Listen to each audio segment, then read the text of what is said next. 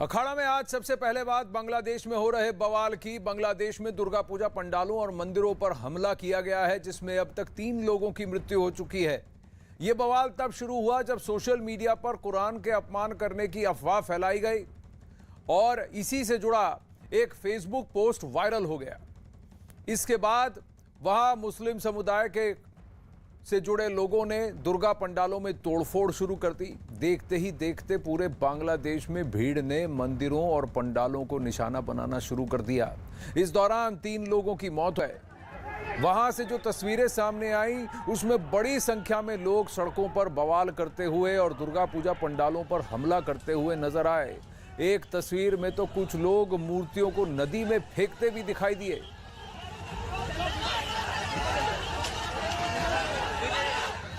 और ये पहली बार नहीं है, हर साल दुर्गा पूजा के वक्त पंडालों, मूर्तियों, झांकियों पर हमला होता है। कोई ना कोई बहाना लेकर कट्टरपंथी बाहर सड़कों पर उतर आते हैं और हिंदुओं पर त्राहिमाम, हिंदुओं पर कहर बरपाना शुरू करते हैं और वहाँ त्राहिमाम की परिस्थिति हो जाती है। हर बार दुर्गा पूजा के वक्त कहीं ना कहीं कुछ ना कुछ ऐसा किया जाता है ताकि पूजा पद्धति में, पूजा के सेलिब्रेशंस में किसी तरह का विरोध किया जाए, किसी तरह से उसमें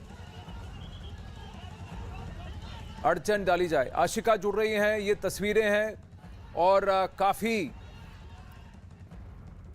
हिंदू संगठनों ने काफ़ी इस पर सवाल उठाए हैं, पूछा भी है कि प्रशासन क्या कर रहा है। कहीं ना कहीं पुलिस की तरफ से आश्वासन दिया गया है, लेकिन पुलिस भी कई सारे वीडियोस में इस भीड़ को कंट्रोल करने में नाकाम दिखाई दे रहे हैं। आशिका जुड़ रही हैं। आशिका, ये पहली बार नहीं है, यहाँ आज महानवमी का दिन है और वहाँ दुर्गा पूजा के हर दिन कोई ना कोई बवाल खड़ा हुआ है। 11 अक्टूबर से लेकर हर रोज़ बांग्लादेश में अलग अलग जगहों पर पंडालों पर आक्रमण हुआ है, कोई ना कोई बहाना लेकर। और अब तो बात इतने पे उतर आई है कि उन्होंने मूर्तियों तक तोड़ डाली और फिर कुछ को नदी में भी फेंक दिया।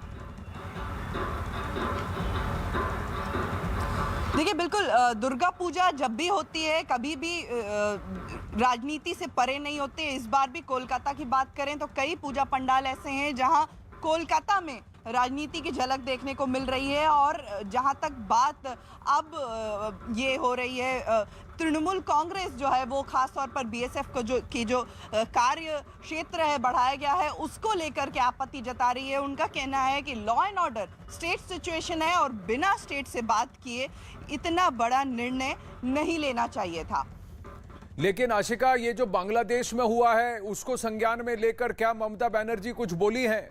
बांग्लादेश में जिस तरह से दुर्गा पूजा पंडाल पर आक्रमण हुआ है, जिस तरह से वहां पर पूजा पद्धति में विघ्न डाले गए हैं, जिस तरह से वहां पर कट्टरपंथी उतरकर एक अफवाह के चलते, सोशल मीडिया के एक पोस्ट के चलते उन्होंने पंडाल को नुकसान पहुंचाया है, वहां के हिंदुओं को पूजा करने से और दुर्गा पूजा मनाने से रोका है और मंदिर तक को नहीं पहुंचने दिया है। लोगों ने अपनी मूर्तियों को और पूजा स्थल को बेसमेंट की तरफ बदलकर छुपकर पूजा किया है, पूजा मनाई है।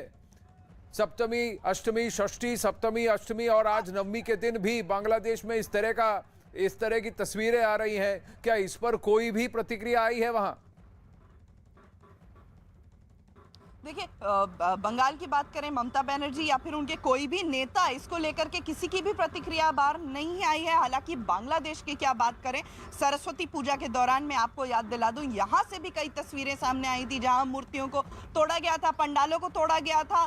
तो कहीं ना कहीं वही ट्रेंड धीरे धीरे इस तरफ भी बढ़ रहा है। ये कहना भी बहुत ज़्यादा गलत नहीं होगा आनंद। हालांकि राज्य सरकार पूरी तरह से कमर कस चुकी है। बीजेपी हमेशा ये आरोप लगाती है कि दुर्गा पूजा तक नहीं किया जाने देता है, लेकिन दुर्गा पूजा हमेशा बड़े पैमाने पर होती है पश्चिम बंगाल में। और ममता बनर्जी का ये दावा रहता है कि राज्य सरकार हर मदद देती है। 50,000 सभी जो क्लब्स हैं, आयोजक, उनको दिया जाता है। बहरहाल फिलहाल मैं अगर आपको अंदर ले जाकर के दुर्गा पूजा की तस्वीरें दिखाऊं और साथ ही कुछ लोग जो हो उनसे मैं बात करने की कोशिश करूंगी कि यहाँ तो दुर्गा पूजा मनाया जा रहा है, लेकिन बांग्लादेश में जो हिंदू हैं वो दुर्गा पूजा नहीं मना पा रहे हैं।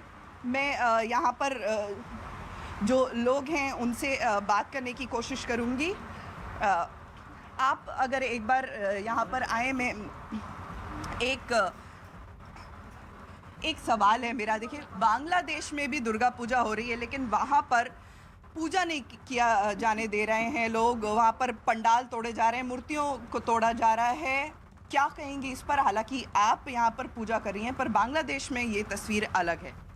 I don't think I should comment on this at this moment, क्योंकि हमारे यहाँ पे जो रिवाज है हम लोग वो उस हिसाब से पालन कर रहे हैं। We are just doing our best the way we should traditionally do our puja the way we do it. Bangladesh में क्या हो रहा है उसके बारे में हमको कमेंट करना यही मोमेंट पे सही नहीं होगा। पर वहां पर वो लोग स्थानीय नहीं कहना चाहते कोलकाता में कि बांग्लादेश में क्या हो रहा है, लेकिन कई सारे हिंदू बंगाल में, पश्चिम बंगाल में इस वक्त वो हैं जिन्होंने पिछले 1971 के बाद वहां से बांग्लादेश से पलायन कर यहां भारत में शरण ली थी। लेकिन बांग्लादेश में हिंदुओं के साथ जिस तरह का कृत्य हो रहा है, विनोद बंसल जी विश्व हिंदू परिषद के हमारे साथ हैं। विनोद बंसल जी, ये जो कृत्य हुआ है, सोशल मीडिया पे पोस्ट का एक पोस्ट वायरल हुआ था जो कि झूठा पोस्ट था, और उसके बाद से जिस तरह से कट्टरपंथी सड़कों पर उतर कर आए हैं और पूजा पंडाल में जाकर विघ्न किया है, उनको तोड़ा है, मूर्तियों को ये किया है, डिफेस किया है, इस तरह का कृत्य जो वहां पर हो रहा है, 3 लोगों की मौत भी हो चुकी है। आनंद जी, बहुत दुर्भाग्यपूर्ण घटना है। और आप देखिए, जो आप फेसबुक पोस्ट की या जो सोशल मीडिया की पोस्ट की बात कर रहे हैं, ये तो एक बहाना है। वास्तव में तो ये हिंदू ही उनके निशाना है। और आप देखिए कि ये कोई पहली घटना नहीं है, चाहे पाकिस्तान हो, बांग्लादेश हो, अफगानिस्तान हो, ऊपर आक्रमण और मंदिरों को जलाने का काम, मंदिरों को ध्वस्त करने का काम, उनकी पवित्रता को भंग करने का काम लगातार ये इस्लामिक जिहादी कर रहे हैं। और ये जो है बांग्लादेश के अंदर ये जो घटना घटी है, वो खासकर दुर्गा पूजा के दौरान इस बात को भी प्रूव करती है कि देखिए, जब व्यक्ति का धर्मांतरण होता है तो राष्ट्रांतरण की तरफ बढ़ता है। तो ये जो बंगाल है या बांग्लादेश है, ये आखिरकार बंगाल की वो पवित्र भूमि है जो जहां पर माँ को पूजा जाता है। माँ दुर्गा की भूमि है। और इस नवदुर्गा के दौरान इस तरह का कुकृत्य करना कि मंदिर में कुरान रख देना, मंदिर की मूर्तियों को खंडित कर देना, मंदिर में जो है वो अनेक अपवित्र कार्य करना, मंदिर को जलाना, उनको हमले करना, ये मुझे लगता है कि वहाँ की बांग्लादेश की सरकार और साथ ही साथ मैं तो कहूंगा कि भारत सरकार को भी इस बांग्लादेश सरकार के साथ में कड़ाई के साथ मामले को उठाना चाहिए। और हिंदुओं की सुरक्षा, हिंदू मानबिंदुओं, धर्म स्थलों की सुरक्षा करने की जिम्मेदारी दोनों की है। विनोद बंसल जी, विश्व हिंदू परिषद, क्या वहां पर बांग्लादेश में जो हिंदू काउंसिल है जिसने इस बात को सोशल मीडिया पर भी उठाया है, यूनाइटेड हिंदू काउंसिल, क्या उससे संपर्क में है? क्या अब वहां पर स्थिति पर नियंत्रण पाया गया है? क्योंकि हर बार ये होता है, हर साल होता है, पिछले 2 दशक में हम देख रहे हैं, हर बार ये होता है और किसी पर कोई चार्ज नहीं लगता, कोई गिरफ्तारी नहीं होती। ये भी एक बहुत बड़ी विडंबना है। दूसरी बात, वहां एक शंखनिधि मंदिर है जहां पर हर साल ये पूजा की कोशिश करते हैं और फिर उसको किसी ना किसी तरह से विफल किया जाता है। आनंद जी, आप बिल्कुल ठीक कह रहे हैं। देखिए, विश्व हिंदू परिषद ने वहां पर भी जो है ना, अपने हमारा यूनिट है वहां पर हमने बहुत कड़ा विरोध किया है। और अभी भी मेरी भी महामंत्री जी से बात हो रही थी, माननीय मिलिंद पांडे जी अभी तुरंत थोड़ी देर के स्टेटमेंट जारी करने वाले हैं। और आप देखिए कि ये जो है, हमने भारत सरकार से मांग की है कि इस कड़ाई के साथ में बांग्लादेश सरकार के साथ गंभीर है नारायण जी, कि देखिए इंटरनेशनल एजेंसी कहाँ से जाती हैं, वो मानवाधिकार संगठन किस बिल में घुस जाते हैं। भारत के जो सेकुलर ब्रिगेड है उनके मुंह में दही क्यों जम जाता है? आखिर क्यों इस्लामिक जिहादियों के ऊपर बोलने के उनके होठ? ये यहाँ तो जो जिहादियों के पैरोकार हैं वो उनको एक मौत समर्थन नहीं है, तो क्या है ये? आखिरकार हमारे ये इतने पवित्र माँ दुर्गा की नवरात्रों में माँ दुर्गा का ही अपमान और वही भारत की भूमि पर होता रहे, तो ये तो ठीक नहीं है ना जी। ठीक है, आज बांग्लादेश बन गया तो क्या हुआ? आखिरकार संस्कृति और संस्कार थोड़ी मर जाएंगे, वो कौन मार रहा है? आखिरकार ये जो जिहादी हैं, उन जिहादियों के विरुद्ध बोलने की इनका साहस क्यों नहीं होता? एक ट्वीट आखिरकार क्यों नहीं राजीव गांधी या अपने राहुल गांधी और प्रियंका के नहीं हुए? ये समझना पड़ेगा। और अगर ऐसा कोई घटना कहीं और होती तो आप सोचिए कि इसका रिवर्स होता तो क्या होता। लेकिन याद रखना चाहिए इनको, हिंदू समाज जहां पर भी है उसको ऊपर हमले हुए तो विश्व हिंदू परिषद सहित संपूर्ण हिंदू समाज उसके साथ खड़ा होगा जी। संकल्प है। पर विनोद जी, एक बात यह है कि 13 तारीख से ये कृत्य चल रहा है। 13 तारीख, 11 तारीख को भी कुछ वहां पर खलल हुआ, 12 तारीख को भी हुआ, 13 तारीख, 14 तारीख, हर रोज जो है कुछ ना कुछ कहा जाता है। यहां तक कि वहां का जो बांग्लादेश हिंदू यूनिटी काउंसिल है वो कहता है कि इससे काला दिवस कोई हो ही नहीं सकता, जिस तरह से हमारे साथ व्यवहार किया गया है। और भीड़ देखिए कितनी आई है। तो क्या इतने कट्टरपंथी विचार वहां पर हो चुके हैं कि हिंदुओं को प्रताड़ित करने का काम इन्होंने किसी भी बहाने से कुछ ना कुछ कर, क्योंकि पिछले साल भी हुआ था, हर साल ये होता है। और फिर सरकार एक एडवाइजरी करती है और कहती है नहीं सब ठीक है, वहां के हिंदू परेशान नहीं है, वहां के हिंदू त्रस्त नहीं है। देखिए ये कि ये जो सरकार की जो लीपापोती वाली नीति है, इसी के कारण जिहादियों को बल मिलता है। आप देखिए कि ये बांग्लादेश में जिस तरह से रोहिंग्याओं को बसाया गया और जिस तरह से बांग्लादेश में जो जिहादी गतिविधियां बड़े पैमाने पर ये जो षड्यंत्र उनके चलते रहते हैं, उन पर अंकुश लगाने का काम सरकार को करना ही पड़ेगा। इंटरनेशनल को भी खड़ा होना पड़ेगा। आखिरकार अंतर्राष्ट्रीय मानवाधिकार आयोग कहां सो रहा है? Why don't they cry for the Hindus in Bangladesh? Our temples are being desecrated, these idols are being demolished, and they are all got silent. Why? देखिए, are they not human? और ये अगर जहां पर किसी एक जगह पर, जिस जगह पर अफवाह फैलाई गई वहां पर कुछ बवाल होता तो बात समझ में आती। इन्होंने चुन कर हर जगह किया है और हर डिस्ट्रिक्ट में ये फैला है। और इन्होंने घुसकर मंदिरों को, वहां पर पंडाल कोई खराब नहीं किया, वहां बवाल नहीं किया, मूर्तियों को भी उनके चेहरे बिगाड़ दिए, गला तोड़ दिया, ये तोड़फोड़ मचाई है। तो इस तरह का कृत्य अगर होता है तो फिर इसको संज्ञान में लेने की जरूरत है क्या? आप चाहेंगे कि इसको ऑफिशियली इसको रेज किया जाए? बिल्कुल आनंद जी, हम रेज कर रहे हैं, डेफिनेटली करेंगे। और ये भी कहा कि आखिरकार जो एजेंसी है वो ये जब से आप देखिए कि जब से ये जो अफगानिस्तान में जिहादियों का शासन शुरू हुआ है, जिस तरह से तालिबान का वर्चस्व बढ़ा है, तब से लेकर के इस्लामिक जिहादी फोर्सेज पूरे विश्व समुदाय के अंदर जो है ना, खासकर पाकिस्तान बांग्लादेश के अंदर बड़े पैमाने पर सक्रिय हुई है। तो इन पर कहीं ना कहीं विश्व समुदाय को सोचना पड़ेगा कि ये जो इन पर अंकुश कैसे लगाया जाए। जो है सहिष्णु है लेकिन भीरू नहीं है। खड़ा हो गया तो वो जवाब देना जानता है। इस बात को बांग्लादेश भी अच्छी तरह समझता होगा और ये भारत और पाकिस्तान के लोग भी समझते हैं। हाँ। लेकिन उनके पेशेंस की परीक्षा न ली जाए। लेकिन कहीं ना कहीं पाकिस्तान, अफगानिस्तान, बांग्लादेश, यहाँ पर माइनॉरिटीज के जो राइट्स है, खासकर हिंदू, जैन, इनके जो राइट्स हैं, इसके बारे में कहीं ना कहीं और ज्यादा मंथन की जरूरत है, आवश्यकता है। क्योंकि ये पहली बार नहीं है ये चित्र देख रहा हूं, पिछले साल भी यही हुआ था। उस वक्त बहाना कुछ और था और फिर वही किया गया कि दुर्गा पूजा में माँ दुर्गा की मूर्तियों को तोड़ा गया। और इस तरह के चित्र आते हैं तो क्या हिंदू आहत नहीं होगा? क्या हिंदुओं की भावना का कोई मोल नहीं? ये सवाल तो मन में उठता ही है विनोद जी। और ये जो घटना बांग्लादेश में घट रही है, ऐसे तत्व अब बंगाल में भी दिख रहे हैं। आनंद जी, आप बिल्कुल ठीक कह रहे हैं। देखिए, हिंदुओं की दायरे की परीक्षा ली जा रही है। क्या यही चाहते हैं कि 1947 में जब पाकिस्तान से हिंदुओं की लाशें काट के यहाँ भेजी गई थी, वो तब तक नहीं रुकी थी जब तक कि बोगी भर के यहाँ से नहीं गई थी। मैं नहीं चाहता कि इस बात को कहूं, लेकिन मजबूरी है बात को कहने की कि आखिरकार क्या ये चाहते हैं कुछ कि हिंदू रिटेलिएट करें? ये हमारा स्वभाव नहीं है। लेकिन मजबूर मत करो भाई, मजबूर मत करो। मैं इंटरनेशनल कम्युनिटी को बता रहा हूँ। लेकिन कहीं ना कहीं इसको सही प्लेटफॉर्म पर रेज करने की जरूरत है। हिंसा का जवाब हिंसा हर बार नहीं होता, लेकिन कहीं ना कहीं मिलकर जुट होकर एक खड़े होकर इस बात को कहने की आवश्यकता है कि देखिए, अगर आप अपने राइट्स की कदर करते तो हमारे राइट्स की भी कदर कीजिए। और जहां पर अगर आप माइनॉरिटीज की बात करते हैं तो जहां पर मुस्लिम प्रधान देश हैं आसपास, भारत के आसपास, वहां पर माइनॉरिटीज के साथ क्या किया जा रहा है वो देखने की जरूरत है। जम्मू कश्मीर में भी हाल में हमने देखा कि माइनॉरिटीज को जानबूझकर टारगेट करने की कोशिश हुई। नलिन कोहली बीजेपी से हमारे साथ हैं। नलिन कोहली जी नमस्ते। महानवमी के उपलक्ष्य पर आज ये दिन है जहां पूरे देश में त्योहार मनाया जा रहा है, लेकिन बांग्लादेश में हिंदू प्रताड़ित है। जी, ऐसे जो रिपोर्ट्स आए हैं, स्वाभाविक है कि दुख होता है, क्योंकि विश्व में हम सबको और भारत में तो खास तौर से हम सब धर्मों को एक समान रूप से हर व्यक्ति के पास स्वतंत्रता है कि वो अपने धर्म के आधार पे अपनी पूजा पद्धति जो भी है वो करे। और हमारे देश में पूर्ण रूप से चाहे हिंदू हो, मुसलमान हो, सिख, बौद्ध, ईसाई, पारसी, जू, सब अपना धर्म आराम से अपनी पद्धतियों के हिसाब से उसका पालन करते हैं, उसमें अपने फेस्टिविटीज को एंजॉय करते हैं।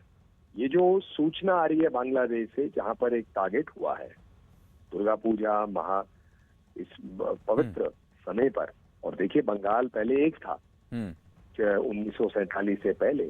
ये पद्धति और ये मान्यता जो है पूरे बंगाल में है, जो पूर्व ईस्ट पाकिस्तान जो बाद में बना ईस्ट बंगाल, वहां पर भी तो लोग हैं, माइनॉरिटी है, वो हिंदू समाज की काफी संख्या में है। तो ये दायित्व जो है वहां की सरकार पे पड़ती है। और इसमें एक विश्व में चिंता की बात उठ रही है कि कुछ ऐसे लोग हैं जो अपने धर्म इस्लाम का धर्म का दुरुपयोग करके दूसरे धर्मों पे और अपने धर्म के लोगों पे भी वार करते हैं, उनके वहां हिंसा करते हैं। तो इसकी चिंता जो है मुसलमान देशों पे भी है, जो लोग अपने धर्म का अच्छे से पालन करते हैं, जो मुसलमान भाई बहन हैं, उन पर भी है कि उनके ही धर्म के पालन करके उसका मिसयूज करके जो इस प्रकार की बातें कर रहे हैं उन पर रोक लगाएं और देखें कि हर पद्धति के लोग जो है सुरक्षित रहे, क्योंकि वो लोग पहले इंसान हैं, फिर बांग्लादेशी नागरिक हैं, उनकी भी वो सरकार है और वहां पर वहां उनको चिंता हो तो मैं मानता हूं कि वहां की सरकार जो एक अच्छी सरकार है और भारत और बांग्लादेश के बीच अच्छे संबंध है, मुझे लगता है कि जरूर वो इन बातों पर गौर करके जो भी देखिए सरकार बांग्लादेश सरकार की तरफ से नलिन कोहली जी सिर्फ एक एडवाइजरी आई है।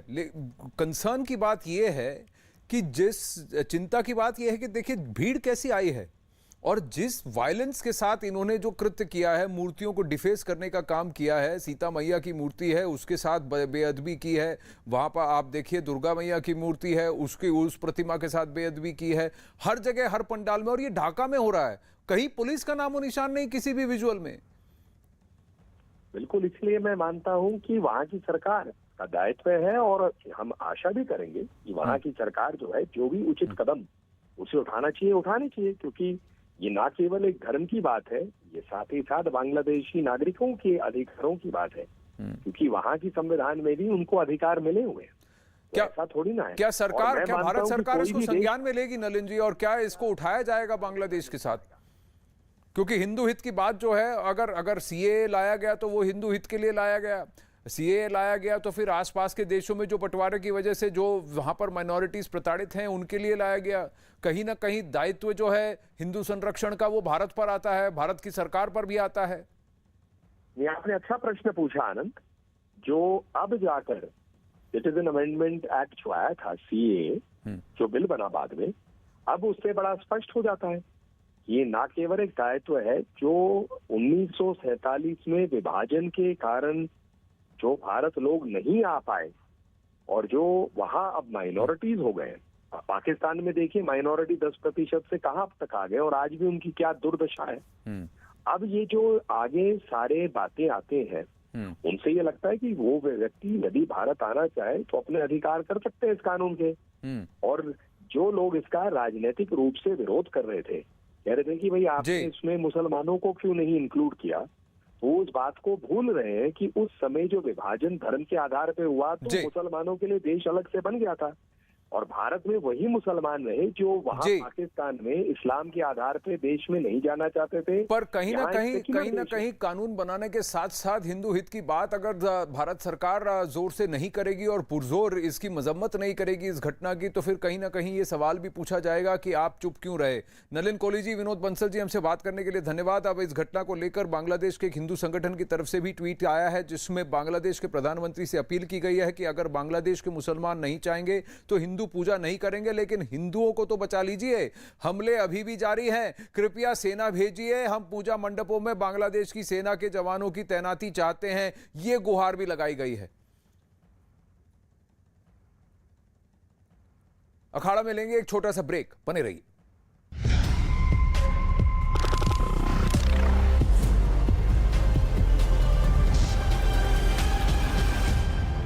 कहने पर उन्होंने भर्ती पिटीशन फाइल की थी।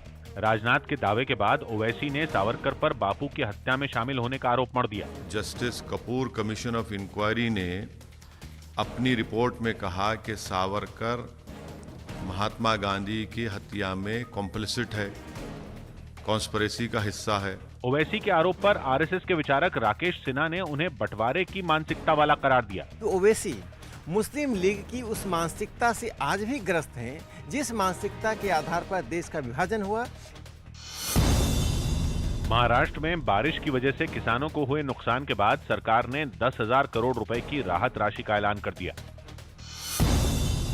दिल्ली के सीएम अरविंद केजरीवाल ने पंजाब के जलंधर में कुछ व्यापारियों से मुलाकात की और भरोसा दिया कि अगर पंजाब में भी उनकी सरकार आई तो सरकारी विभागों में लाल फीताशाही पर लगाम कसी जाएगी। इसके अलावा केजरीवाल ने पंजाब में फिर 24 घंटे बिजली देने का वादा किया। 24 घंटे बिजली मिलती है दिल्ली के अंदर, पंजाब में भी अब 24 घंटे बिजली का इंतजाम करेंगे। मध्य प्रदेश सरकार ने भोपाल की सांसद प्रज्ञा सिंह ठाकुर के विरोध के बाद सांडों की नसबंदी का अभियान रोक दिया।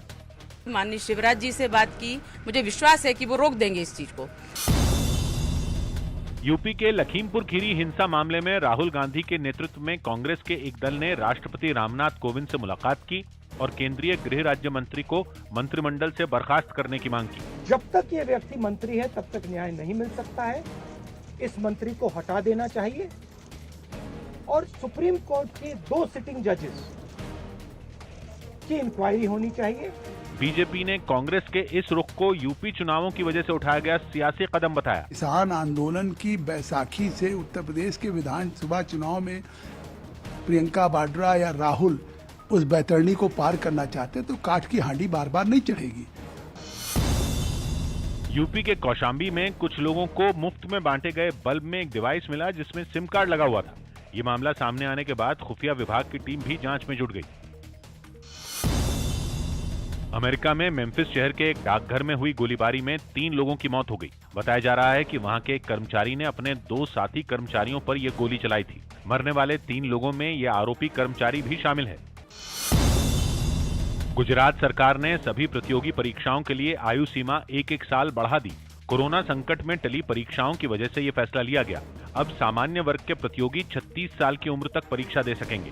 इसी तरह दूसरे वर्ग के प्रतियोगियों को भी इस नियम का फायदा मिलेगा। मध्य प्रदेश के आगर में छात्रों के 2 गुटों में मारपीट हो गई। दावा है कि भारत माता की जय न बोलने पर यह विवाद हुआ। इस मामले में 18 लोगों पर एफआईआर दर्ज हुई, जिनमें 4 को पकड़ लिया गया। जो मारपीट की है बच्चों के साथ, उसमें 4 आरोपी गिरफ्तार हो गए। छत्तीसगढ़ के सूरजपुर में हाथियों के एक झुंड की दहशत के बाद गांव के लोगों को सुरक्षित जगहों पर शिफ्ट कर दिया गया। एक दिन पहले वहां करीब 20 हाथियों ने एक बुजुर्ग को कुचलकर मार डाला था और कई खेतों को बर्बाद कर दिया था। दिल्ली के पास यूपी के ग्रेटर नोएडा में एक केमिकल फैक्ट्री में 2 मजदूरों की मौत हो गई। ये मजदूर फैक्ट्री के डीजल टैंक की सफाई के लिए उसमें उतरे थे और इसी दौरान दम घुटने से यह हादसा हो गया। 2 लोग सकुशल बच गए और 2 लोगों को हॉस्पिटल ले जाया गया, जहां पर डॉक्टरों द्वारा उन्हें मृत घोषित कर दिया गया। राजस्थान के शिक्षा मंत्री गोविंद सिंह डोटासरा के महिलाओं को झगड़ालू बताने वाले बयान पर विवाद शुरू हो गया। जहाँ महिला का स्टाफ जिस स्कूल में हो गया ना, फिर वायलेंस आ गया। कभी सीसीएल का झगड़ा, कभी लेट आने का झगड़ा, कभी जल्दी आने का झगड़ा। आपत्तिजनक बयान ने मौका दिया तो गहलोत के गोविंद पर बीजेपी के अर्जुन ने वार किया। महिलाएं बेहतर ढंग से काम कर सकती है, करती है। शिक्षा मंत्री होकर के ऐसा तंज कसे, ये शर्मनाक है। जम्मू कश्मीर में हुई आम नागरिकों की हत्या के मामले में एनआईए ने जांच शुरू कर दी और श्रीनगर समेत कई जगहों पर छापे मारे। इस दौरान 4 आरोपी गिरफ्तार किए गए। एनआईए ने बताया कि उसने इस मामले में 10 अक्टूबर को केस दर्ज किया था।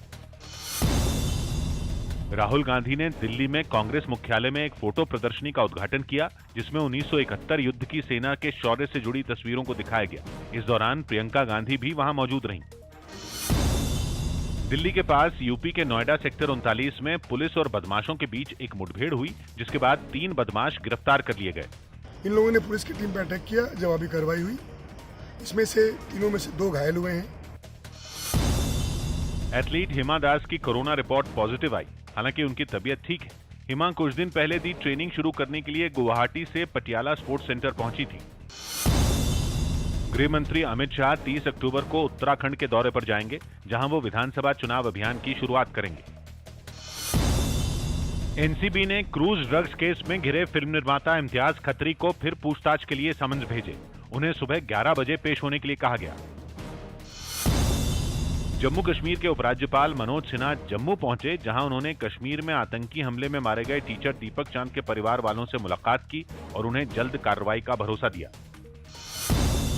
पश्चिम बंगाल के भवानीपुर में एक दुर्गा पूजा पंडाल को खेला हुए नारे की थीम पर बनाया गया। इस पंडाल के अंदर ममता बनर्जी की तस्वीर लगाई गई तो बाहर मुख्यमंत्री के जख्मी पैर को फुटबॉल के साथ दिखाया गया। भवानीपुर मुख्यमंत्री ममता बनर्जी का विधानसभा क्षेत्र है और खेला हुए नारा उन्होंने हाल ही में हुए विधानसभा चुनाव के दौरान दिया था। एक दुर्गा पूजा पंडाल में भी इसकी झलक देखने को मिल रही है।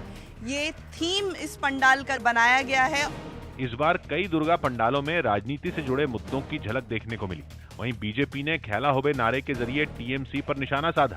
खेला होबे का कई अर्थ है, हमारे नजरों में उसका साफ साफ अर्थ हिंसा से। पुणे में एक कबड्डी खिलाड़ी की हत्या कर दी गई। आशंका है कि एक तरफा प्यार में आरोपी ने यह हत्या की। कर्नाटक कांग्रेस के अध्यक्ष डीके शिवकुमार ने अपने से जुड़े वायरल वीडियो पर सफाई दी। इस वायरल वीडियो में कांग्रेस के पूर्व लोकसभा सांसद वीएस उग्रप्पा और कर्नाटक कांग्रेस के मीडिया कोऑर्डिनेटर सलीम अहमद फुसफुसाकर डीके शिवकुमार के बारे में बात करते दिखे। वीडियो में सलीम अहमद उग्रप्पा से कहते सुनाई दिए कि डीके शिवकुमार घूस लेते हैं। DK marks adjustment sir DK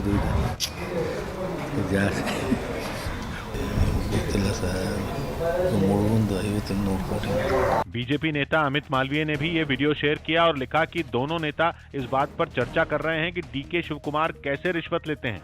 बात बड़ी थी, लिहाजा डीके शिवकुमार ने खुद प्रेस कॉन्फ्रेंस की। उन्होंने सफाई देने के साथ साथ वीडियो में दिख रहे दोनों नेताओं पर कड़ी कार्रवाई का ऐलान भी कर दिया। The disciplinary committee will take its action as per the party constitution. महंत नरेंद्र गिरी की मौत के मामले में मुख्य आरोपी और उनके शिष्य आनंद गिरी समेत दूसरे आरोपियों का लाई डिटेक्टर टेस्ट हो सकता है। सीबीआई ने ये मांग करते हुए प्रयागराज की अदालत में अर्जी दी। यूके के क्वारंटीन नियम में बदलाव करने के बाद भारत ने भी यूके के नागरिकों को राहत दे दी। अब यूके से भारत आने वाले नागरिकों के क्वारंटीन रहने के नियम को खत्म कर दिया गया। दिल्ली के पास यूपी के गाजियाबाद में एक फर्जी कॉल सेंटर का भंडाफोड़ किया गया। इस दौरान पुलिस ने 3 आरोपियों को गिरफ्तार किया। केरल की कोल्लम जिला अदालत ने सूरज कुमार नाम के आदमी को अपनी पत्नी की हत्या के मामले में उम्र कैद की सजा सुनाई। दावा है कि सूरज ने सोते समय अपनी पत्नी के ऊपर सांप छोड़ दिया था और इसी सांप ने उसकी पत्नी को काट लिया था। दिल्ली के पर्यावरण मंत्री गोपाल राय ने आईटीओ के पास WHO की इमारत के चल रहे काम का जायजा लिया और नियमों की अनदेखी पर चेतावनी दी। राज्य सरकार प्रदूषण से निपटने के लिए कई जगहों पर छापे मार रही है ताकि धूल और दूसरी वजहों से हो रहे प्रदूषण पर लगाम कसी जा सके। दूसरा जो है, हमने यहाँ देखा कि मजदूरों को मास्क नहीं दिया जा रहा है, तो माइनर उल्लंघन पाया गया है यहाँ पर। बीजेपी सांसद साध्वी प्रज्ञा ने भोपाल के एक मंदिर में गरबा किया, जिसका वीडियो वायरल हो गया।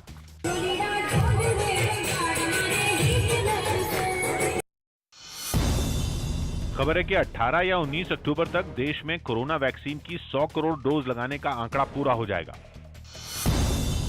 पटना में कई पूजा पंडालों में लोगों को कोरोना की वैक्सीन लगवाने की सुविधा दी गई, जिसके लिए वहां काउंटर लगाए गए और स्वास्थ्य कर्मियों को टीका लगाने के लिए बैठाया गया। कई ऐसे पूजा पंडाल हैं जहां पर कोरोना वैक्सीनेशन भी किया जा रहा है और 3 दिनों तक यह वैक्सीनेशन चलेगा। पंडालों में पहुंच रहे लोग भी टीके से जुड़ी पूछताछ करते दिखाई दिए। लेते आएंगे आधार और कागज, मेडिसिन वाला मोबाइल, तो यहाँ ले लेंगे। यूपी के आगरा में डेंगू और रहस्यमयी बुखार से 24 घंटों में 8 मरीजों की मौत हो गई, जिनमें 7 बच्चे शामिल हैं। हिमाचल प्रदेश का किन्नौर देश का पहला ऐसा जिला बन गया जहां सभी लोगों को कोरोना वैक्सीन की दोनों डोज लगा दी गई। प्रधानमंत्री मोदी 25 अक्टूबर को यूपी के सिद्धार्थनगर जाएंगे, जहां वो सिद्धार्थनगर समेत राज्य के 9 मेडिकल कॉलेजों का शुभारंभ करेंगे। दिल्ली में सावरकर पर लिखी किताब के विमोचन के कार्यक्रम में रक्षा मंत्री राजनाथ सिंह के दिए बयान पर घमासान छिड़ गया। एक दिन पहले उन्होंने इसी कार्यक्रम में सावरकर की तुलना बापू से की थी और उनकी अंग्रेज सरकार के सामने दया याचिका फाइल करने की वजह बताई थी। महात्मा गांधी ने कहा था कि आप मर्सी पिटीशन फाइल करो। महात्मा गांधी के कहने पर उन्होंने मर्सी पिटीशन फाइल की थी। राजनाथ के दावे के बाद ओवैसी ने सावरकर पर बापू की हत्या में शामिल होने का आरोप मढ़ दिया। Justice Kapoor commission of inquiry ने अपनी रिपोर्ट में कहा कि सावरकर महात्मा गांधी की हत्या में कॉम्प्लिसिट है, कॉन्स्पिरेसी का हिस्सा है। ओवैसी के आरोप पर आरएसएस के विचारक राकेश सिन्हा ने उन्हें बंटवारे की मानसिकता वाला करार दिया। तो ओवैसी मुस्लिम लीग की उस मानसिकता से आज भी ग्रस्त हैं, जिस मानसिकता के आधार पर देश का विभाजन हुआ। महाराष्ट्र में बारिश की वजह से किसानों को हुए नुकसान के बाद सरकार ने 10,000 करोड़ रुपए की राहत राशि का ऐलान कर दिया।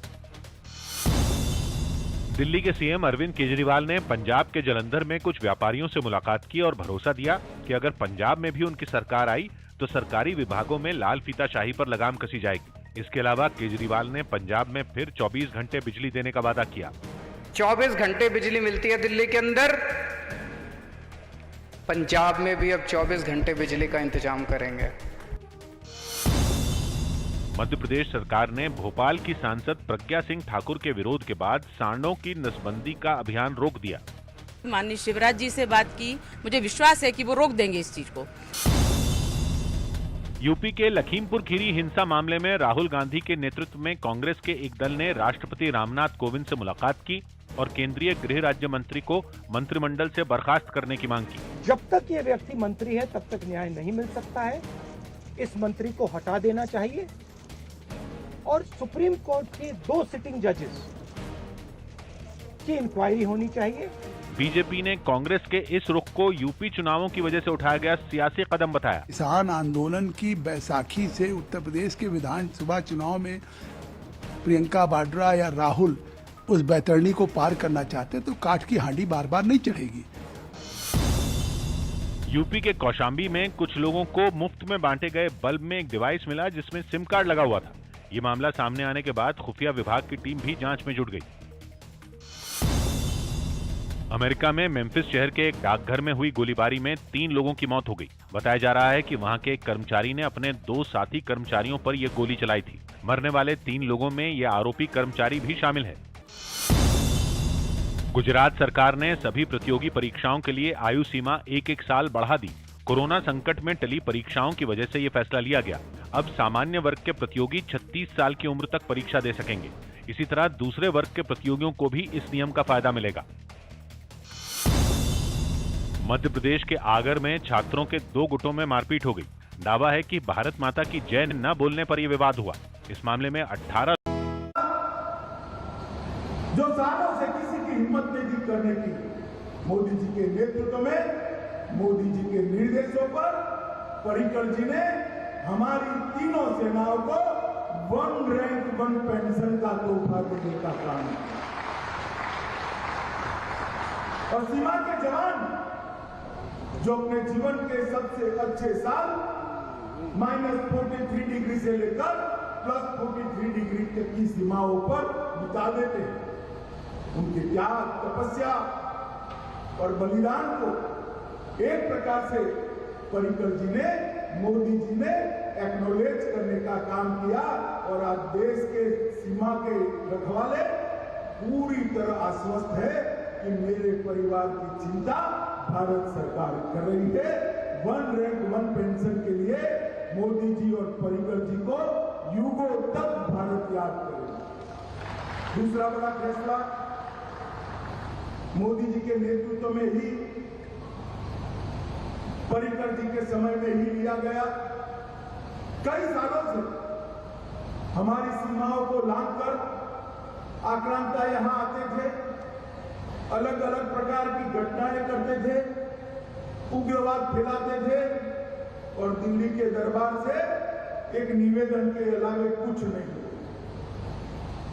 मगर जब पूंछ में हमला हुआ और हमारे जवान मारे गए, कश्मीर की सीमा पर हमला हुआ और हमारे जवान मारे गए, जिंदा जला दिया और पहली बार सर्जिकल स्ट्राइक कर भारत ने दुनिया को बता दिया कि भारत की सीमाओं को छेड़खानी करना इतना सरल नहीं। मोदी जी और पर्रिकर जी के नेतृत्व में पहली बार भारत में अपनी सीमाओं की सुरक्षा, अपनी सीमाओं का सम्मान, अपने सार्वभौमत्व का गौरव प्रस्तावित करने का काम किया। और मैं मानता हूं एक युगांतकारी शुरुआत की है उन्होंने। एक युग था जब बातों से बात होती थी, और दूसरा युग आया कि जैसा सामने से सवाल आएगा ऐसा ही जवाब दिया जाएगा। मित्रों, इसने भारत को देखने का नजरिया बदला। आज यहां पर मैं आया हूं, फॉरेंसिक साइंस यूनिवर्सिटी का यहां पर एफिलिएटेड कॉलेज शुरू हो रहा है। मुझे बहुत आनंद है कि नेशनल फॉरेंसिक साइंस यूनिवर्सिटी बनने के बाद उसका पहला कॉलेज गोवा में शुरू होने जा रहा है। यूपी ने भूमि पूजन करा है, मगर गोवा भूमि पूजन और ट्रांजिट कैंप्स देकर आज से ही कॉलेज की भी शुरुआत कर रहा है। एनएफएसयू के 5 कोर्स आज यहां शुरू होने जा रहे हैं। मित्रों, नेशनल फॉरेंसिक साइंस यूनिवर्सिटी की कल्पना सबसे पहले हमारे देश के प्रधानमंत्री और तत्कालीन गुजरात के मुख्यमंत्री श्री नरेंद्र मोदी जी ने, और मैं बड़े गौरव के साथ कहता हूं कि उस वक्त भी मैं गृह मंत्री था, आज भी मैं उनकी कैबिनेट में गृह मंत्री हूं। वीडियो में सलीम अहमद उग्रप्पा से कहते सुनाई दिए कि डीके शिवकुमार घूस लेते हैं। DK marks adjustment sir DK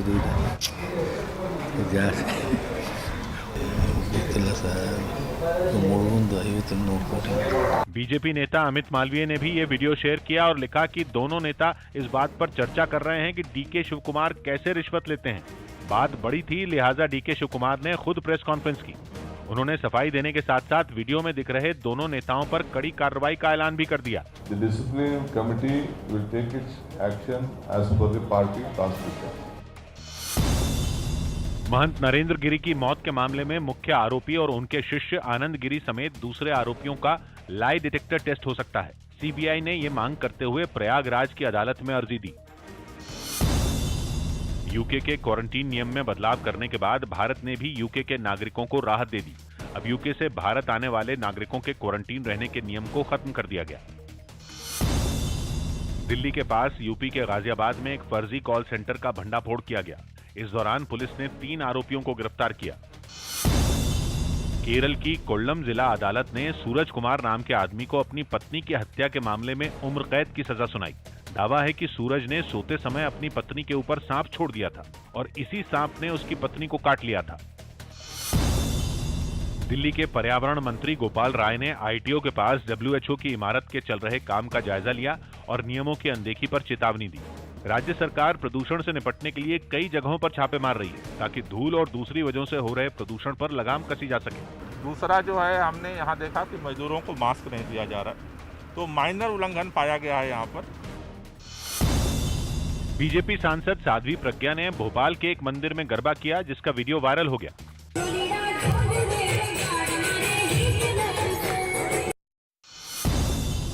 खबर है कि 18 या 19 अक्टूबर तक देश में कोरोना वैक्सीन की 100 करोड़ डोज लगाने का आंकड़ा पूरा हो जाएगा।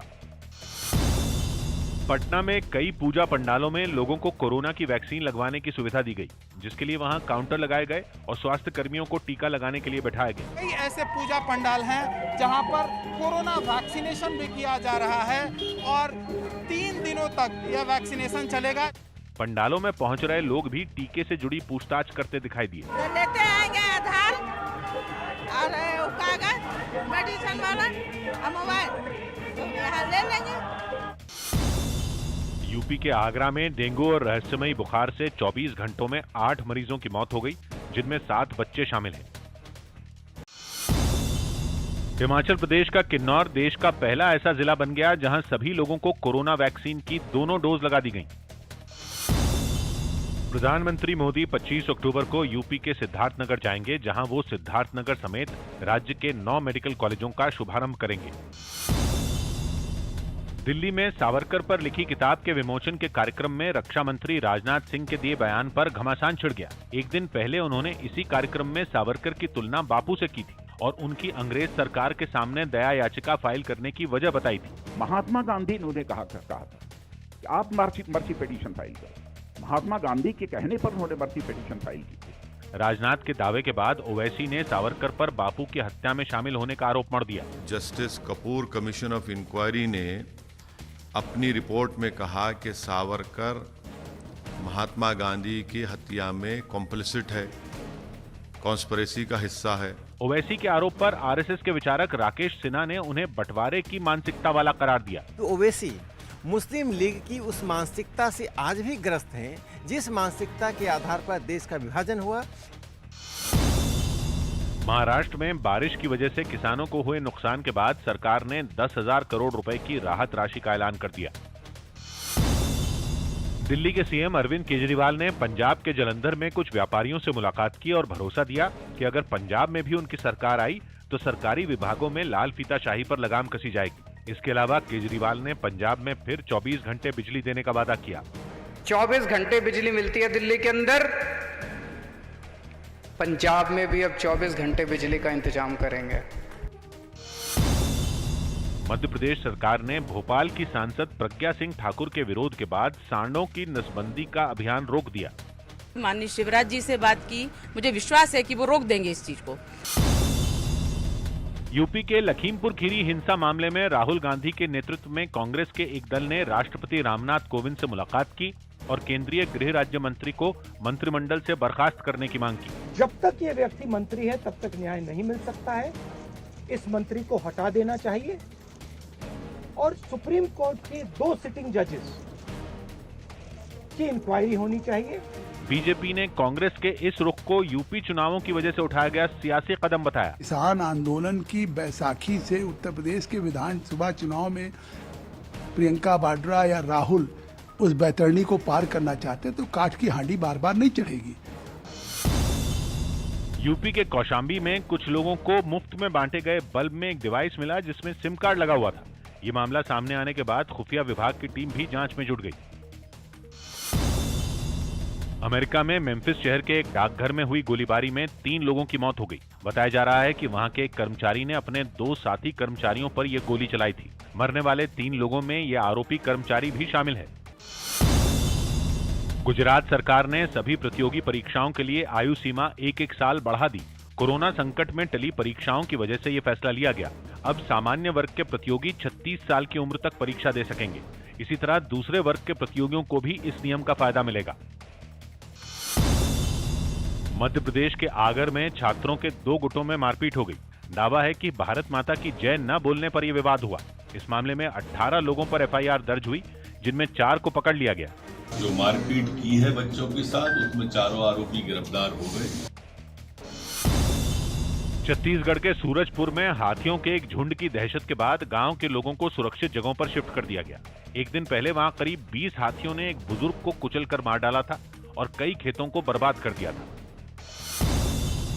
दिल्ली के पास यूपी के ग्रेटर नोएडा में एक केमिकल फैक्ट्री में 2 मजदूरों की मौत हो गई। ये मजदूर फैक्ट्री के डीजल टैंक की सफाई के लिए उसमें उतरे थे और इसी दौरान दम घुटने से यह हादसा हो गया।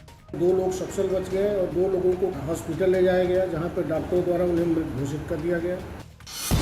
राजस्थान के शिक्षा मंत्री गोविंद सिंह डोटासरा के महिलाओं को झगड़ालू बताने वाले बयान पर विवाद शुरू हो गया। जहाँ महिला का स्टाफ जिस स्कूल में हो गया ना, फिर वायरन आ गए। कभी सीसीएल का झगड़ा, कभी लेट आने का झगड़ा, कभी जल्दी आने का झगड़ा। आपत्तिजनक बयान ने मौका दिया तो गहलोत के गोविंद पर बीजेपी के अर्जुन ने वार किया। महिलाएं बेहतर ढंग से काम कर सकती है, करती है। शिक्षा मंत्री होकर के ऐसा तंज कसे, ये शर्मनाक है। जम्मू कश्मीर में हुई आम नागरिकों की हत्या के मामले में एनआईए ने जांच शुरू कर दी और श्रीनगर समेत कई जगहों पर छापे मारे। इस दौरान 4 आरोपी गिरफ्तार किए गए। एनआईए ने बताया कि उसने इस मामले में 10 अक्टूबर को केस दर्ज किया था। राहुल गांधी ने दिल्ली में कांग्रेस मुख्यालय में एक फोटो प्रदर्शनी का उद्घाटन किया, जिसमें 1971 युद्ध की सेना के शौर्य से जुड़ी तस्वीरों को दिखाया गया। इस दौरान प्रियंका गांधी भी वहां मौजूद रहीं। दिल्ली के पास यूपी के नोएडा सेक्टर 39 में पुलिस और बदमाशों के बीच एक मुठभेड़ हुई, जिसके बाद 3 बदमाश गिरफ्तार कर लिए गए। इन लोगों ने पुलिस की टीम बैठक किया, जवाबी कार्रवाई हुई। इसमें से तीनों में से 2 घायल हुए हैं। एथलीट हिमा दास की कोरोना रिपोर्ट पॉजिटिव आई, हालांकि उनकी तबीयत ठीक है। हिमा कुछ दिन पहले दी ट्रेनिंग शुरू करने के लिए गुवाहाटी से पटियाला स्पोर्ट्स सेंटर पहुंची थी। गृह मंत्री अमित शाह 30 अक्टूबर को उत्तराखंड के दौरे पर जाएंगे, जहां वो विधानसभा चुनाव अभियान की शुरुआत करेंगे।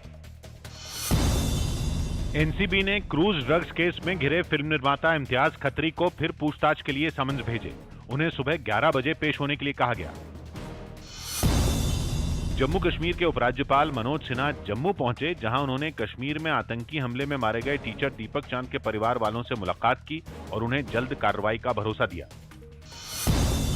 पश्चिम बंगाल के भवानीपुर में एक दुर्गा पूजा पंडाल को खेला हुए नारे की थीम पर बनाया गया। इस पंडाल के अंदर ममता बनर्जी की तस्वीर लगाई गई तो बाहर मुख्यमंत्री के जख्मी पैर को फुटबॉल के साथ दिखाया गया। भवानीपुर मुख्यमंत्री ममता बनर्जी का विधानसभा क्षेत्र है और खेला हुए नारा उन्होंने हाल ही में हुए विधानसभा चुनाव के दौरान दिया था। एक दुर्गा पूजा पंडाल में भी इसकी झलक देखने को मिल रही है।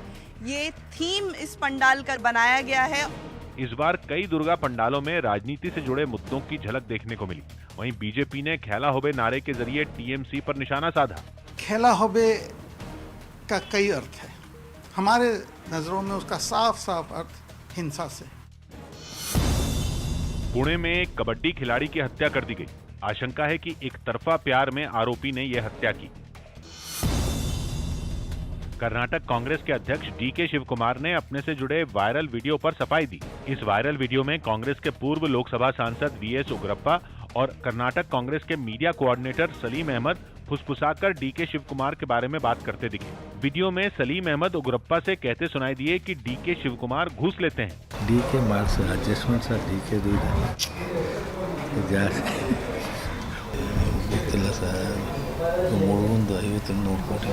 बीजेपी नेता अमित मालवीय ने भी ये वीडियो शेयर किया और लिखा कि दोनों नेता इस बात पर चर्चा कर रहे हैं कि डीके शिवकुमार कैसे रिश्वत लेते हैं। बात बड़ी थी, लिहाजा डीके शिवकुमार ने खुद प्रेस कॉन्फ्रेंस की। उन्होंने सफाई देने के साथ साथ वीडियो में दिख रहे दोनों नेताओं पर कड़ी कार्रवाई का ऐलान भी कर दिया। The discipline committee will take its action as per the party constitution. महंत नरेंद्र गिरी की मौत के मामले में मुख्य आरोपी और उनके शिष्य आनंद गिरी समेत दूसरे आरोपियों का लाई डिटेक्टर टेस्ट हो सकता है। सीबीआई ने ये मांग करते हुए प्रयागराज की अदालत में अर्जी दी। यूके के क्वारंटीन नियम में बदलाव करने के बाद भारत ने भी यूके के नागरिकों को राहत दे दी। अब यूके से भारत आने वाले नागरिकों के क्वारंटीन रहने के नियम को खत्म कर दिया गया।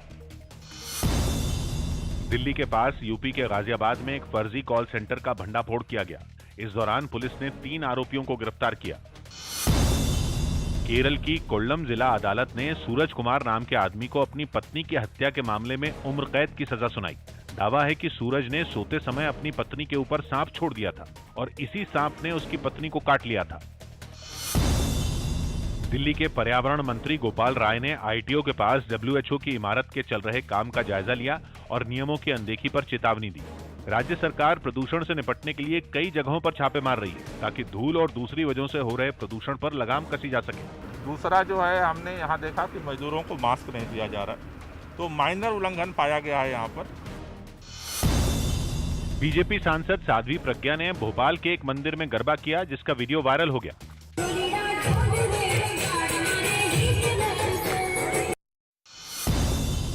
खबर है कि 18 या 19 अक्टूबर तक देश में कोरोना वैक्सीन की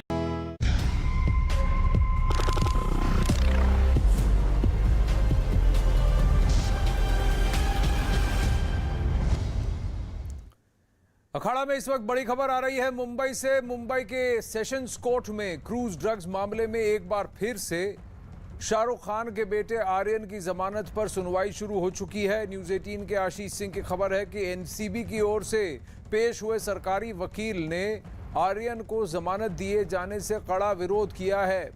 एनसीबी ने दावा किया है कि पूछताछ के दौरान आर्यन ने ड्रग्स लेने की बात कबूली है।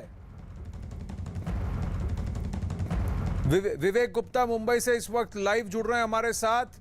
कई सारे आरोप लगाए गए हैं और कई सारी बातें रखी गई हैं। एविडेंस टैंपरिंग की बात कही गई है, कहा है कि इसको खुले नहीं छोड़ना चाहिए क्योंकि ये एविडेंस हम के साथ टैंपर कर सकता है। साथ ही ये भी कहा गया है कि विटनेसेस को, जो साक्ष्य हैं, उनको भी इन्फ्लुएंस करने की बात कही गई है। और एक बहुत बड़ा क्लेम वहाँ पर कोर्ट में किया गया है विवेक कि आर्यन ने बात कबूली है और पिछले 3 साल से ये ड्रग्स का सेवन करता था। बिल्कुल सही कहा आनंद आपने। देखिए जिस तरीके से अटॉर्नी सॉलिसिटर जनरल जो एडवोकेट सिंह है वो लगातार जिरह कर रहे हैं सरकार की तरफ से, एनसीबी की तरफ से, उन्होंने कई बड़े खुलासे किए हैं और साफ तौर पे कहा है कि आर्यन के पास से ड्रग्स नहीं मिला है, चरस नहीं मिली है, लेकिन जो आर्यन के दोस्त हैं अरबाज खान, उसके पास से 6 ग्राम चरस जरूर मिली थी और उनकी पूछताछ में साफ तौर पर बताया गया था। अरबाज मर्चेंट ने एक साफ तौर पर अंग्रेजी में कहा था कि we have a blast at cruise, यानी क्रूज में वो एक पार्टी करना चाहते थे और एक ड्रग्स की पार्टी करना चाहते थे। तो ये जो स्टेटमेंट है वो बाकायदा एएसजी ने कोर्ट के सामने रखे हैं और एएसजी ने इंपॉर्टेंट बात ये भी कही है कि आर्यन खान ऐसा नहीं है कि वो पहली बार ड्रग्स ले रहे हो, इससे पहले भी वो ड्रग्स ले चुके हैं। साथ ही साथ जो एएसजी ने उन्होंने कोर्ट में ये भी कहा है कि उन्होंने व्हाट्सएप चैट और कुछ इंपॉर्टेंट कॉन्टैक्ट्स हैं वो कोर्ट के सामने रखे हैं और उस व्हाट्सएप चैट में ये स्टैब्लिश हो रहा है कि जिस कार्रवाई को एनसीबी ने अंजाम दिया है, जिसमें आर्यन खान पकड़े गए हैं, एक काफी बड़ा सिंडिकेट है, एक इंटरनेशनल लेवल का बड़ा सिंडिकेट है और इसकी मदद के लिए बाकायदा नारकोटिक कंट्रोल ब्यूरो और एएसजी ने एमईए यानी कि मिनिस्ट्री ऑफ एक्सटर्नल अफेयर्स से भी मदद मांगी है कि आखिरकार ये कितना बड़ा रैकेट है, कौन कौन से लोग इसमें इन्वॉल्व हैं, इसकी पूरी जांच होनी चाहिए। यही वजह है कि नारकोटिक कंट्रोल ब्यूरो बार बार बोल रहा है कि आर्यन खान समेत जो आरोपी हैं जिनकी बेल हियरिंग पर मुंबई के एनडीपीएस स्पेशल कोर्ट में हियरिंग चल रही है, उनको जमानत ना दी जाए। वहीं दूसरी तरफ डिफेंस ने कल जिरह की थी, काफी देर तक आर्गुमेंट की थी। तीनों वकीलों ने साफ तौर पे कहा था, जिनमें से आर्यन खान के वकील ने साफ तौर पे कहा था कि आर्यन खान के पास से कोई भी ड्रग्स बरामद नहीं हुआ है, उसे नारकोटिक कंट्रोल ब्यूरो ने कंजम्पशन के आरोप में गिरफ्तार किया गया है, इसलिए जो भी उससे पूछताछ सुनी थी वो पूछताछ हो चुकी है, अब उसे कस्टोडियल इंट्रोगेशन की जरूरत नहीं है। लेकिन इस पूरे मामले में जो सरकारी पक्ष है आज कोर्ट में जिरह कर रहा है कि अगर आर्यन खान और जो दूसरे आरोपी हैं उन्हें अगर बेल पर रिहा कर दिया जाता है तो सबूतों के साथ छेड़छाड़ हो सकती है, जो इसमें गवाह हैं उनको हॉस्टाइल करने की कोशिश हो सकती है। इसलिए नारकोटिक कंट्रोल ब्यूरो और जो एएसजी हैं वो साफ साफ बोल रहे हैं कि किसी भी हाल में तीनों को जमानत नहीं मिलनी चाहिए। बड़े स्ट्रॉन्ग आर्ग्यूमेंट्स किए जा रहे हैं। ये भी कहा जा रहा है कि अरबाज की तरफ से उनके जो वकील हैं ये प्रूफ दिखाएं, ये साक्ष्य दिखाएं कि इनकी तरफ से कोई सीजर नहीं हुआ था। ये भी कहा जा रहा है कि अरबाज के पास जो भी बरामद हुआ वो दोनों साथ में कंज्यूम करने वाले थे, इंटेंट टू कंज्यूम, यानी कि इस ड्रग्स का सेवन का इरादा जो है वो एस्टैब्लिश होता है। और उन्होंने ये भी कहा कि उन्होंने ही सामने से अपने फ़ोन हमें दिए हैं, हमें जो साक्ष्य मिले हैं, हम किसको पूछते हैं, किससे सवाल करते हैं, किसको इन्वेस्टिगेट करते हैं, ये एजेंसी की जिम्मेदारी है। कोई हमें ये नहीं बता सकता कि हमें किसे इन्वेस्टिगेट करना चाहिए और किसे नहीं। और इस तरह से बहुत ही कड़ा विरोध हो रहा है बेल के खिलाफ। कहा जा रहा है कि पहले ऐसे कई सारी जजमेंट्स हैं जिनके बिना पर यह कहा जा सकता है कि bail is not the option ऐसे केसेस में, खासकर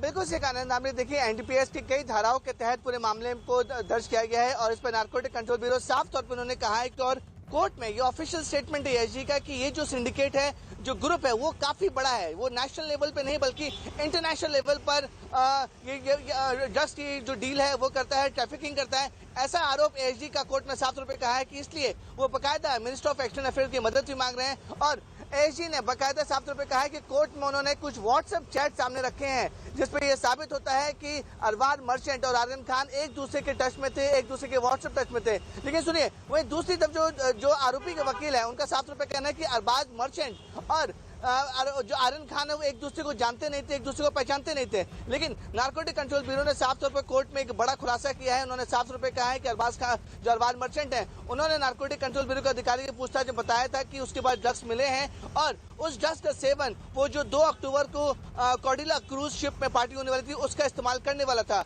और उसका सेवन आर्यन खान भी करने वाला था, ऐसा खुलासा एएसजी ने कोर्ट में किया है। तो अपने आप में एएसजी है जो है वो काफी बड़े बड़े खुलासे कोर्ट में करते आ रहे हैं और जिस तरीके से उन्होंने बताया कि ये छोटा मोटा मामला नहीं है, आर्यन खान ने पहली बार कोई ड्रग्स नहीं लिया है, इससे पहले भी आर्यन खान कई सालों से ड्रग्स लेते आए हैं। तो ये एक बड़ा आरोप, जो बड़ा खुलासा एएसजी ने कोर्ट में साफ तौर पर कहा है और यही तौर पर इसी पॉइंट पर एएसजी बार-बार बहस कर रहे हैं। लेकिन विवेक, कानूनी तौर पर जिस तरह की कार्रवाई होती है जब आपके पास छोटी मात्रा में ड्रग्स मिलते हैं जिसका कि अगर आप सेवन करने का इरादा था, दूसरा कि अगर आपके पास थोड़ी भारी मात्रा में है जिसको कि आप बेचने की कोशिश कर रहे थे, तीसरा कमर्शियल यानी कि स्टॉक सेल और जिस तरह से पोजेशन जो है उसके अलग अलग मायने होते हैं।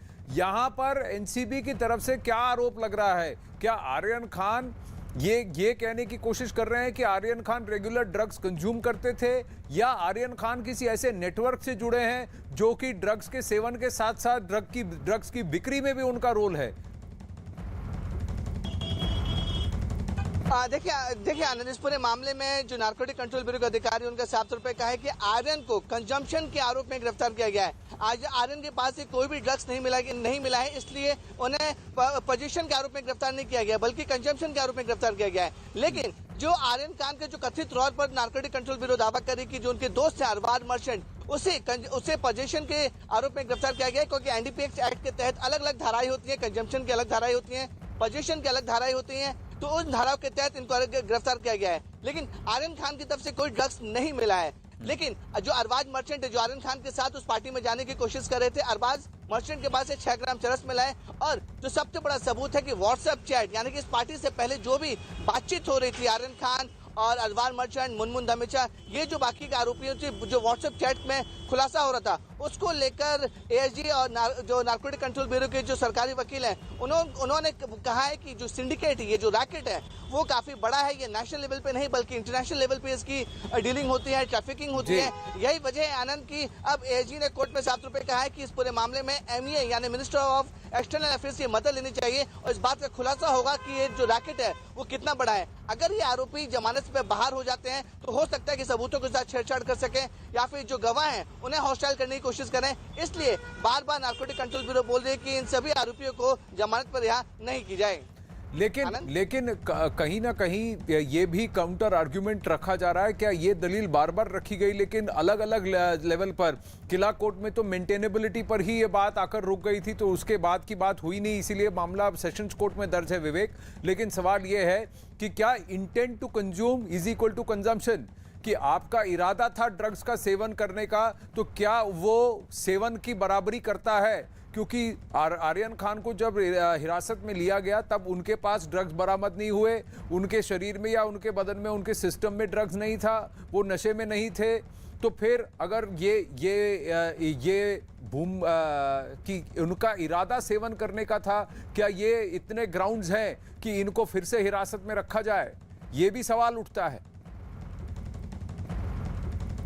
देखिए आनंद, ये काफी टेक्निकल बातें हैं और इसमें लीगल फॉर्म में नारकोटिक कंट्रोल ब्यूरो को साफ तौर पर कहना है कि जिन धाराओं के तहत आर्यन खान और बाकी आरोपी को गिरफ्तार किया गया है, उन धाराओं के तहत 14 दिन की police custody narcotic control bureau को मिलती है।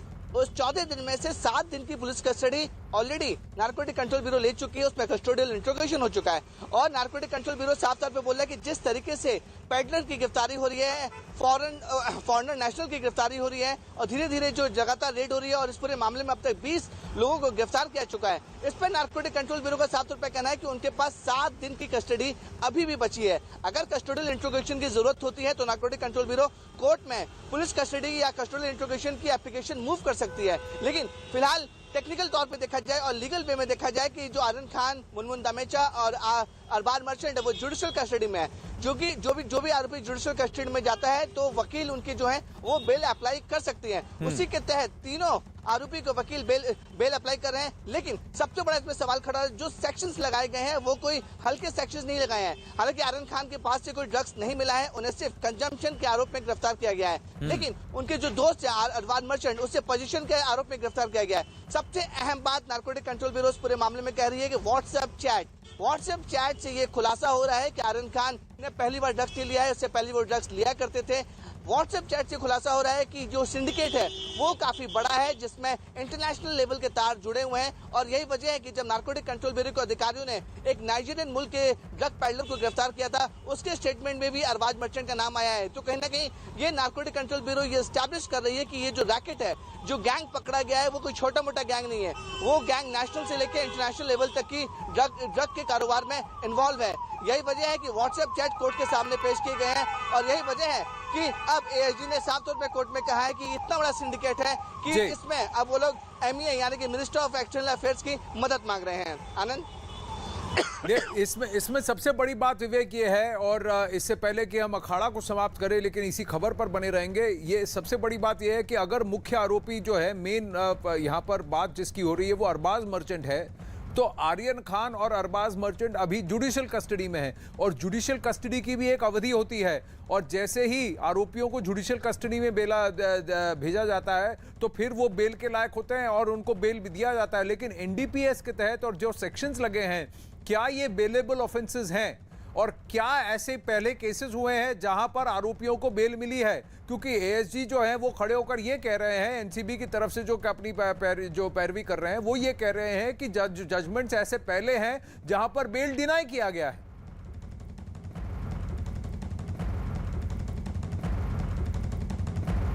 विवेक। बिल्कुल आनंद, देखिए इसमें कई सारे जजमेंटों का उसमें जरे की गई है। अगर हम डिफेंस लॉयर्स की बात करें तो तीनों आरोपी के वकील ने कई जजमेंट ऐसे कहे गए थे कि इसमें कोई, जब आर्यन खान के पास कोई ड्रग्स मिला ही नहीं तो कंजम्पशन के तौर पर उन्हें बेल मिलनी चाहिए, लेकिन जिन धाराओं के तहत उन्हें गिरफ्तार किया गया है उसमें नॉन बेलेबल ऑफेंस है। तो यही बार बार जो डिफेंस है, जो अमित देसाई है, जो आर्यन खान के वकील हैं, जो सतीश मानचंद हैं, वो बार बार जरे कर रहे हैं कि अगर आर्यन खान के पास से अगर कोई ड्रग्स मिला ही नहीं है तो उसे गिरफ्तार करने की क्या जरूरत है और उसे कस्टोडियल इंट्रोगेशन की कोई जरूरत नहीं है। आर्यन खान पिछले कई दिनों से मुंबई के आर्थर जेल में बंद है, इसलिए उन्होंने बेल याचिका यानी कि जमानत याचिका कोर्ट में जाहिर की। देखिए, एक लीगल वे होता है कि जब कोई डिफेंस बेल एप्लीकेशन मूव करता है तो जो सरकारी पक्ष होता है उससे अपोज करने की पूरी कोशिश करता है। तो यही इसी तरीके से जो लीगैलिटी है वो कोर्ट में चल रही है। लेकिन आनंद, जो सबसे अहम है कि जो एएसजी है उन्होंने काफी बड़ा आरोप और काफी बड़ा कह सकते हैं जो एविडेंस है वो सामने रखा हुआ है। उन्होंने साफ तौर पे कहा है कि ये सिंडिकेट काफी बड़ा है।